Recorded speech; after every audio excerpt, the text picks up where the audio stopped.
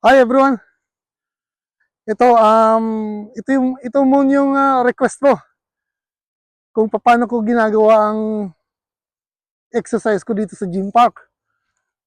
Naghahanap ako ng isang lugar na walang makakadisturbo sa akin, walang traffic, walang sasakyan, presko ang hangin, ganito.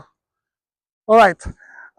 Pag nakuha mo na yun, dalhin mo yung mga laruan mo. I call them toys, my toys. Ito, ang pangunahing toys ko. A pair of army sticks. Ngayon, galing ito dyan sa Virac. Binili ko pa ito, napaka ilang taon na. Pero matibay. Talagang original, kumbaga. Binili ko ito dyan sa Gabud, Kinagabud store na kaklase natin yata yun nung high school tayo. Ito ang binigay nila sa akin those days. Hanggang ngayon, ginagamit ko. Gusto nga itong kunin ng mga kaibigan ko sa Hopkins, pero sabi ko mag-isa lang yan eh. Alright, ito, tsaka kumukuha ako ng ito, parang mat, na place mat kumbaga. Tapos, ang gawa ko nito, nilalatag ko ng maayos para pag mag-stretch ako ng, lalo na itong tuhod ko, ayan, komportable.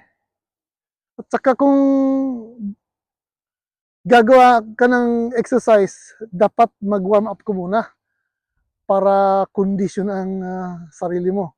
Ang ginagawa ko after work, 12 hours na trabaho na yan, pagdating ko sa bahay, mag-warm shower ako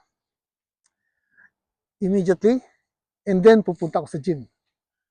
Pag day off ko naman, warm shower din, laging warm shower para ma-activate ang katawan mo. Tsaka yung pagiging para bang yung tinatamad ka, magagalaw, mawawala yun. Mawawas out yun ng mainit na ng maligam-gam na tubig. So, yun ang preparasyon mo. Tapos, pag nag-warm up ka na, exercise ka na. Yung dahan-dahan lang. Kasi ang importante, hindi naman yung immediate intensity. Yung gradual, tsaka yung movement. Yung movement mo, okay na yan. Maayos naman na ang katawan mo, wala ka namang problema, wala ka namang sakit na kung ano man. Kaya, ang gagawin natin, maintain na lang natin para the more we feel healthy for ourselves, the more we can be happier each day. Ito, ginagawa ko. Ito, simple lang. Ito ang para sa Pilipino na ginagawa natin noon pa. Tapos, nakikita ko, magagaling sa YouTube, marami ako natutunan. Tapos, inano ko na lang, dinadahan-dahan ko na lang ang pag ano ko ng stick. Pero, para dapat gumagalaw lahat ang katawan mo. Ngayon, itong mat na to, ginagawa ko itong sa positioning ng paa ko.